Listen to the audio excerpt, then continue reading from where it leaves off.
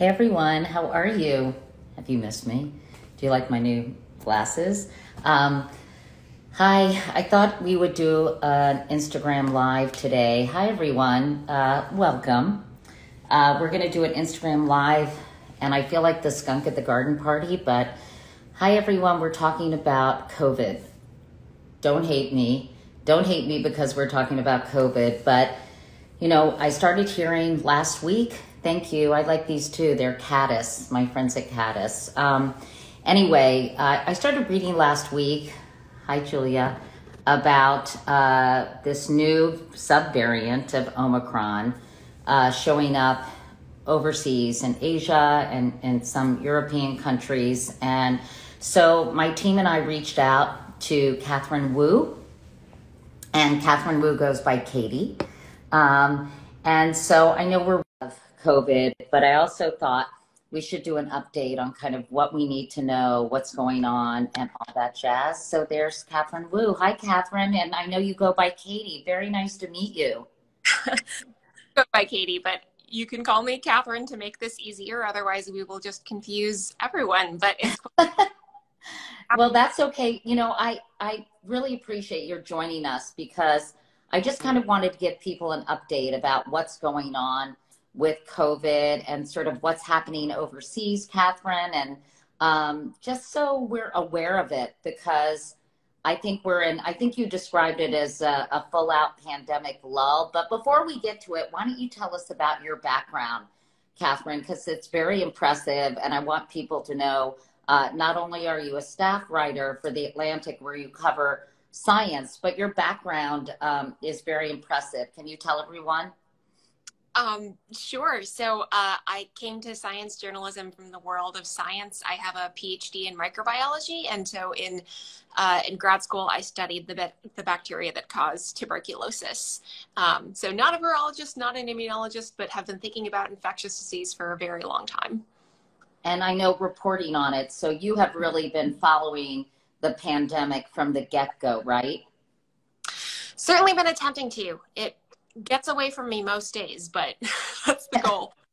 Well, let's talk about what's happening overseas first, before we talk about how it seems to have potentially migrated, I guess not even potentially, but officially migrated to some states in the US. There's this new subvariant of Omicron, which is called BA.2, I guess. So tell us a little bit of where we're seeing it and what's going on with it. Yeah, so BA.2 is really appearing pretty much everywhere now. It's really been around for quite some time, but we started picking up signals of it a couple months ago. It's really started to take over Europe in particular. Denmark saw this enormous caseload of it, and we've really been seeing some record spikes across Europe. The reason this is so concerning is, you know, parts of Europe have really been kind of a bellwether for us here in the US. It's never perfect, but, you know, for parts of Omicron, parts of Delta, things really spiked in the UK, for instance. A few weeks later, it hit us. And based on that timing, we should be starting to see things go not so great here about now. And we're starting to see the early signs of that. So this is concerning.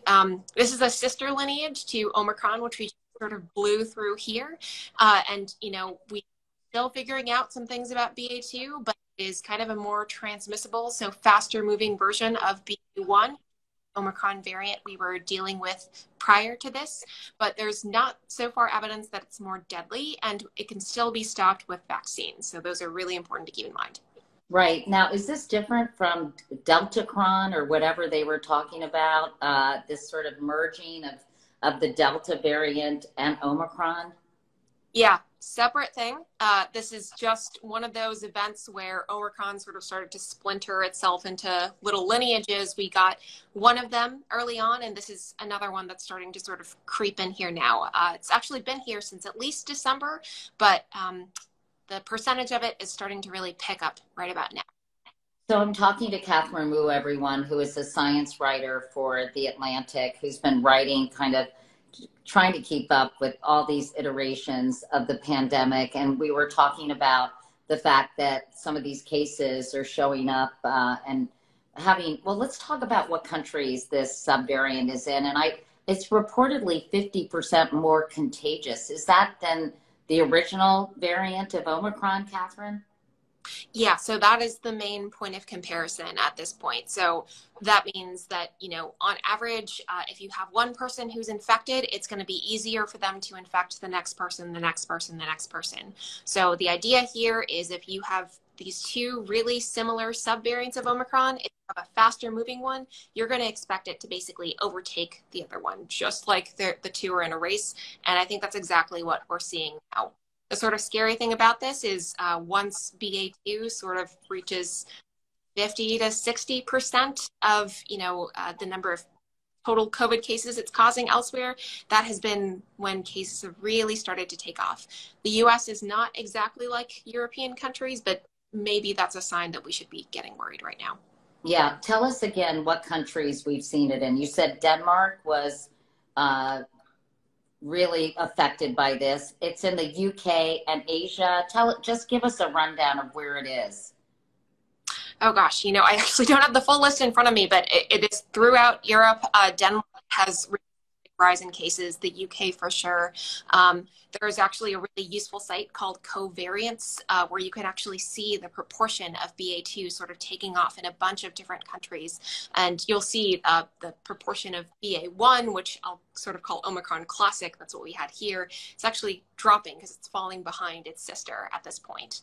Okay, and let's talk about the US. How many cases or what are we seeing in terms of incidents in this country?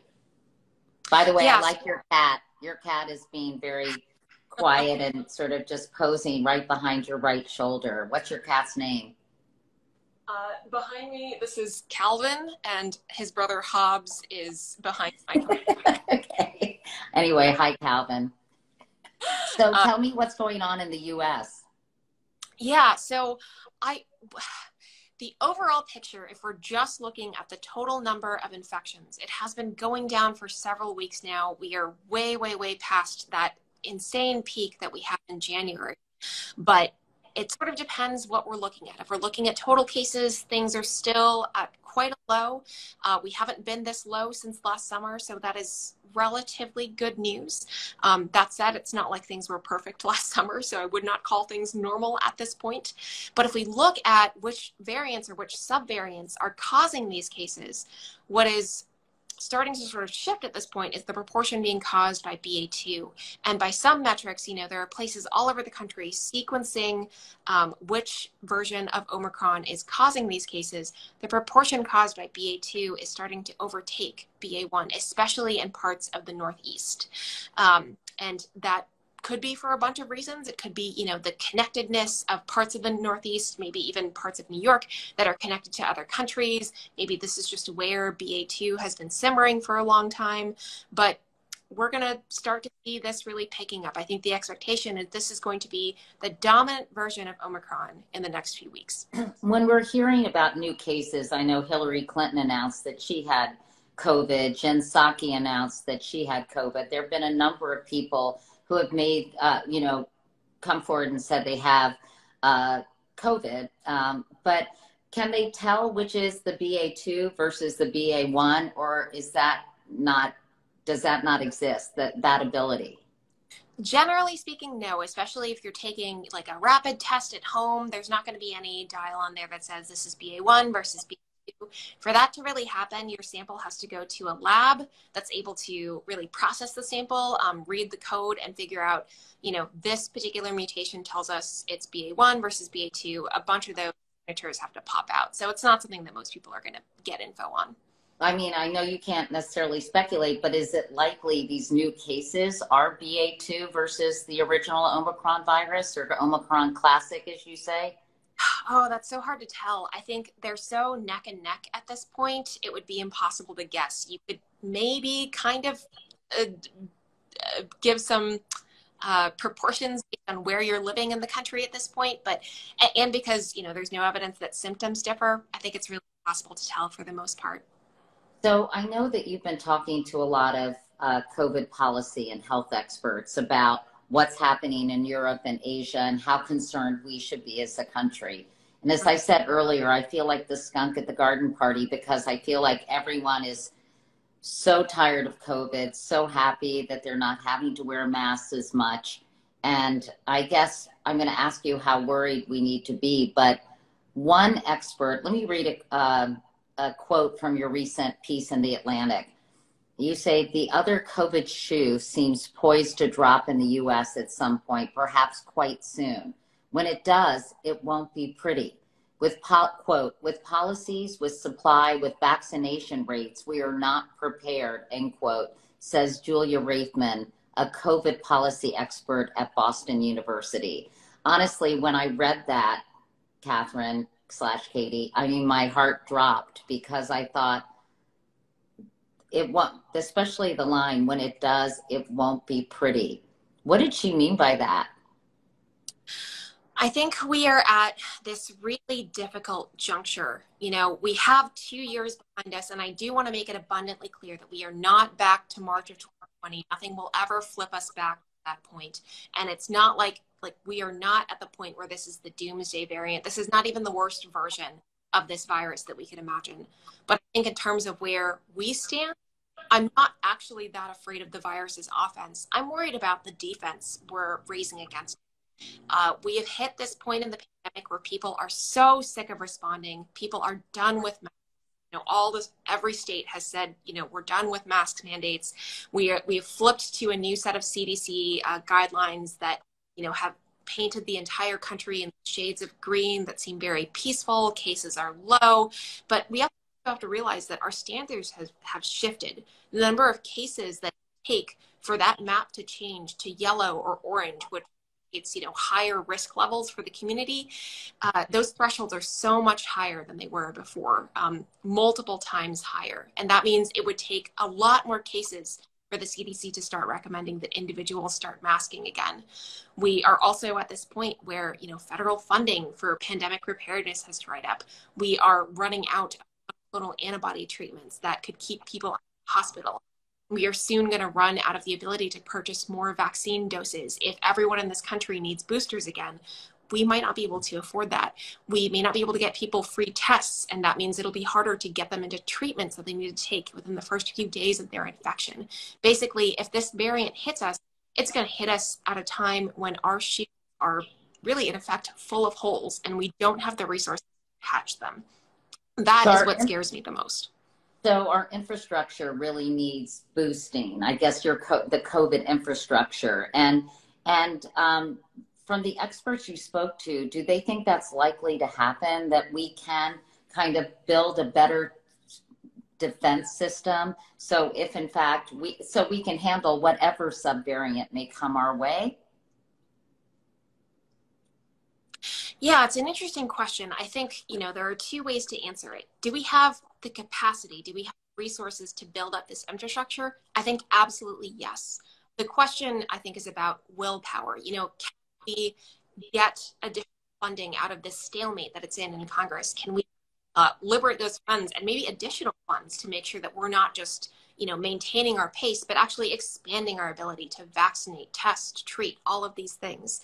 I think so many people are eager for this return to normal, to flip back to 2019, that nobody really wants to engage with the sorts of precautions we need to keep on file. And I do want to clarify here, I think there is so often this temptation to revert to binary thinking. We either have to live like we have been living for the past years, or we get to go back to 2019. There's an in-between. And I think the goal here is to have capacity, have tools at the ready, make sure anyone who needs them is able to access them, and that includes the most vulnerable populations. So not that we're necessarily wearing masks all the time, but that I have masks and tests and treatments and my most recent booster in my holster so that I can reach for those tools as soon as I need them. And the government doesn't have to scramble to distribute those tools when we're already in the throes of another surge. Well, you know, I guess a lot of people are asking about, hold on 2 seconds, I'm just trying to figure this out. A lot of people are asking about booster shots. And I know, I'm just curious what people are saying about a second booster, and if there's any guidance from the CDC on that. Yeah, this is a really important topic.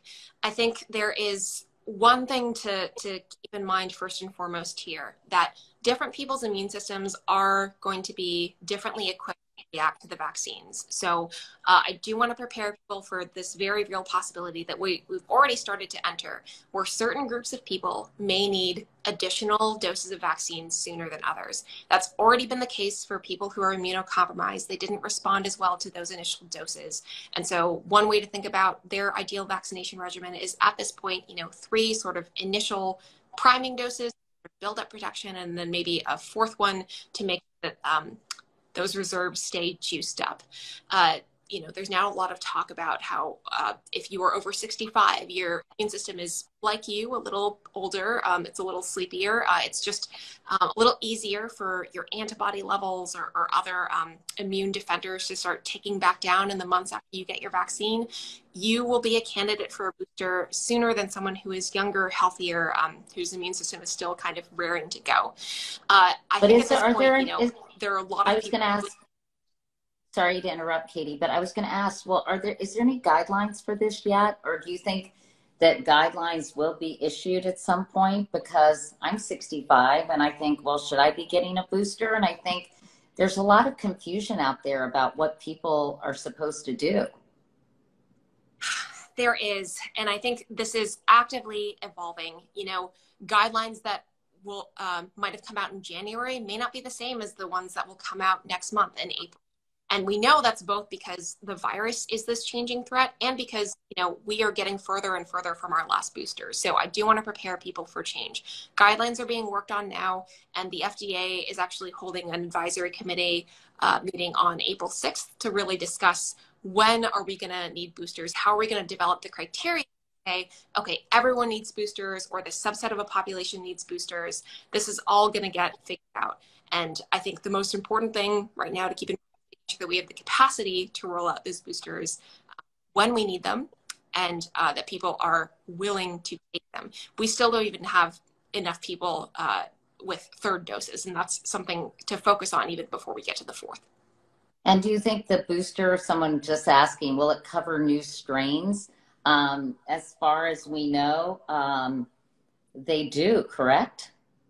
Yes, so far, if you have one of those mRNA vaccines from Moderna or Pfizer, if you are 3 doses in, that actually works super well against all known variants of this virus. It seems like it really gives your body this immense breadth in terms of recognizing the virus in all its different iterations. I hope that will continue to hold up, and we might expect that breadth to continue ballooning outward if you get a 4th dose. That said, there is like an Omicron specific kind of bespoke vaccine in development. Pfizer and Moderna have been testing these sorts of things, and maybe we'll someday reach the point where we have, built-in like combo Omicron, Delta, SARS classic built into each dose, and we will have to worry a lot less about, is this shot covering all the variants we care about? Yeah, and I just want to end by reading the last line in your most recent piece in The Atlantic. You say, the country's new COVID rules have asked us to sit tight, wait, and watch. We may soon see the country's true tolerance for disease and death on full display. So what you're saying is the CDC has kind of put these guidelines out there, and they're sort of have a wait and see attitude, right? As they've relaxed guidelines because everyone is, tired of life during COVID and lockdown, et cetera. So what did you mean by that? That if we're not prepared and sort of some of the guidance doesn't change, we're going to see our tolerance for hospitalization and even death. So can you explain that to me, I guess is what I'm asking. Yeah, absolutely. So right now the CDC is operating by these low, medium, and high community levels for COVID. And the guidance is like, take masking, for instance. It's not until we get to the high level that everyone is recommended to mask. That gives us a very long time at the leading edge of a wave. Like we have to get here, here, here, here, here before people are told to mask.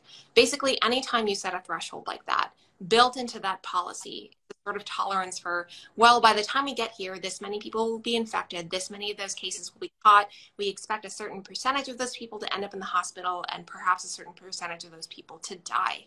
There's always going to be a built-in tolerance for mortality, disease, suffering.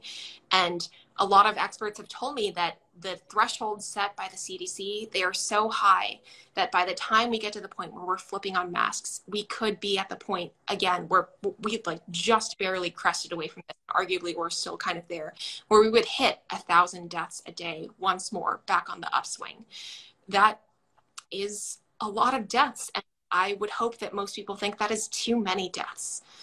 If we set our standards lower, if we said we should be putting on masks sooner, we would avert many of those deaths. We would avert a lot of disease. We would avert cases of long COVID, which I know that is something that you've been talking about with people lately.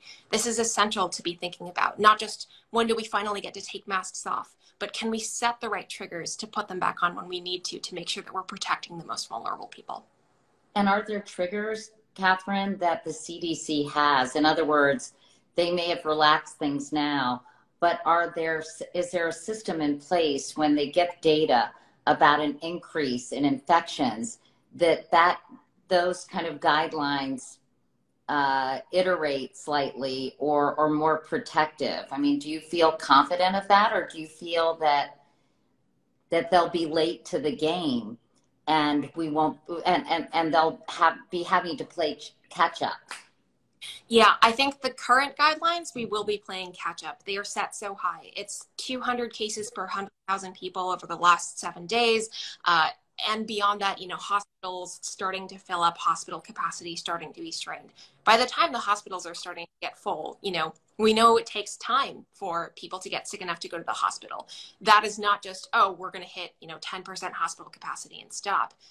If we don't turn masks on until that point, hospitals are going to keep filling. And so I would hope that we would set some guidelines a little sooner. Maybe individual states or counties will decide, actually, we would like masks to come back on sooner than this, not at 200, at 100, at 50. Maybe that'll do a better job of protecting people. Maybe that'll do a better job of making us proactive and not reactive and saying, oh, look, we're already deep into this surge. We should be putting on masks, but a surge is starting. We would like to put some masks on now. It's a low cost, low regret measure, as one of my sources put it to me. And maybe, we avert a surge. Maybe the surge is never going to happen, but we shouldn't regret taking measures early on. Someone just asked before we go about immunocompromised people, should they be staying home? And I think understandably, people in that situation are, even more concerned. And so what is the advice that you're hearing about that? Yeah, it is a really difficult situation, for those among us who are immunocompromised. It's tough to offer advice, but one resource that I found really helpful recently, a physician named Jeremy Faust did a blog post. I know Jeremy. Yeah. Yeah.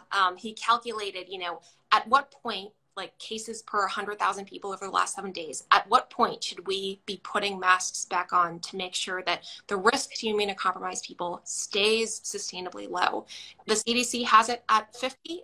He said we should be closer to, the CDC has it at 200. He said we should be closer to 50, which is actually about where the old guidelines were. So, you can look at those levels in your community, pay attention to the number of cases, not necessarily what color the CDC is telling you, and use that as a bit of guidance. But for now, absolutely high quality N95 masks will help. Thinking about ventilations will help, and remaining up to date on vaccinations will help immensely. Okay. Well, Katherine Wu, staff writer, by the way, for The Atlantic. She has a PhD in immunology and microbiology from Harvard, my safety school. Just kidding, Katie. Really appreciate your time. And, as I said earlier, I almost hate to even keep talking about COVID because so many people feel that it's behind us in the rearview mirror, but I think we have to continue to be vigilant. As you said, check sort of the caseload in your local area, right? To kind of make your own determination and don't necessarily rely on CDC guidelines. A lot of people I think will really appreciate this information. And Thanks so much for doing this. I really appreciate it. And stay in touch. And if you think there are other things that we need to be talking about, please just email me so I can share it with my followers. And by the way, I appreciate your pointing out the long COVID, because we just did a 2-part series on my podcast, and the producer, Lauren Hansen, worked incredibly hard to interview people who were experiencing long COVID. And we also talked to Tim Kaine, who's introduced legislation, and Don Beyer, congressman both from my home state of Virginia. And this is Katherine Wu, everyone. Katherine W.U. And how can people follow you on social media, Katherine? I'm on Twitter at Katherine J. Wu, and I don't spend much time on Instagram, but if you follow The Atlantic, you will definitely have access to my pieces. But thank you so much for having me. It was such a pleasure to be here, and thank you for your excellent questions. Oh, well, thanks. I hope I covered it. It's hard to keep up with, just even as a journalist who covers a lot of different things, but really appreciate your expertise. Thank you, Katherine. And next time I'm going to call you Katie anyway. Thank you. Okay. Take care. Bye.